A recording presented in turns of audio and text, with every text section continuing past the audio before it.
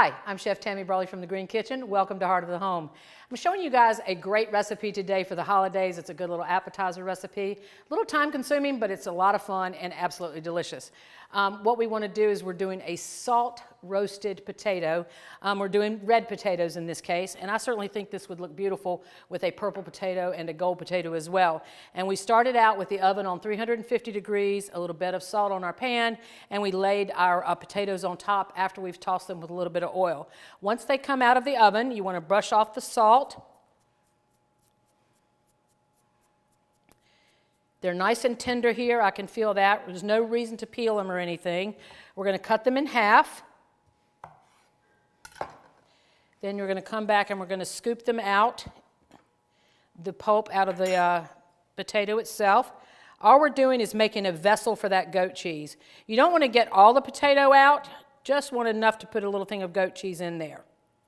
And you really do actually want to try to keep the shell or the skin of the potato intact. All right, so we've taken our filling out of most of the potatoes here. I'm going to chop up some herbs. I've got some rosemary still in my garden this year. I love using it. And I've got some fresh thyme. So we're just going to pull those leaves off. And a lot of times, to be honest, I don't even chop the leaves of the thyme because they're so darn small. So we're just going to get a little bit more here. Going to do a little chop of the herbs.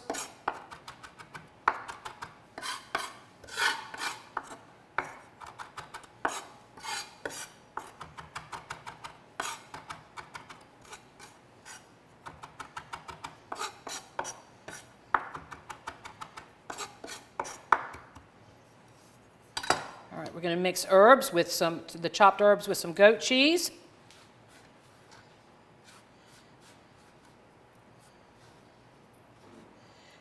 And these can actually be done ahead. The potatoes could be roasted the day before. They could even have the filling removed out of them.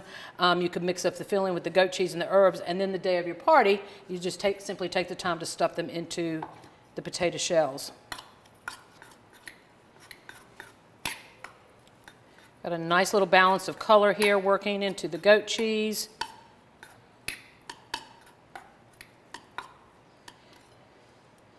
Now we're going to have a little bit of a salt flavor from the potato itself, but I'm actually going to go ahead and add just a little bit of salt to the goat cheese.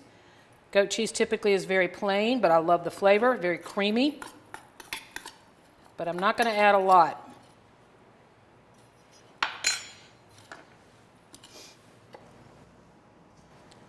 So now you want to pick up your shell of the potato and use a spoon. You can certainly use a pastry bag if you choose to.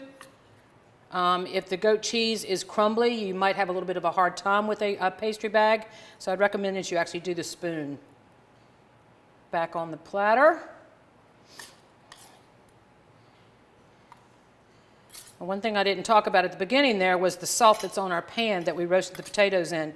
That is actually a kosher salt. You definitely want a coarse salt more than anything else. And one thing I did at the beginning that you did not see was I actually toasted some walnut halves.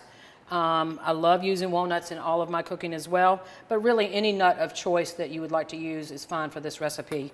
And certainly if you have nut allergies within your family or group or friends, you wouldn't want to leave the nuts completely out. In which case, to be honest, if you did want to do that, you could put pumpkin seeds on top of it in place of the nut, because it is a seed, not a nut, and it would be equally delicious.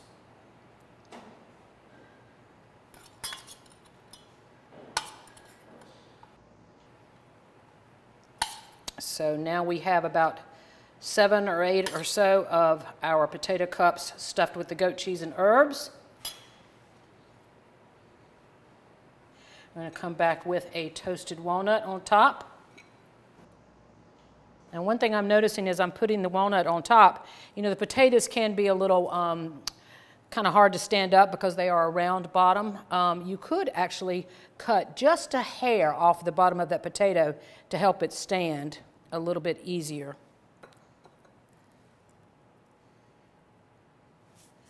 Beautiful little appetizer.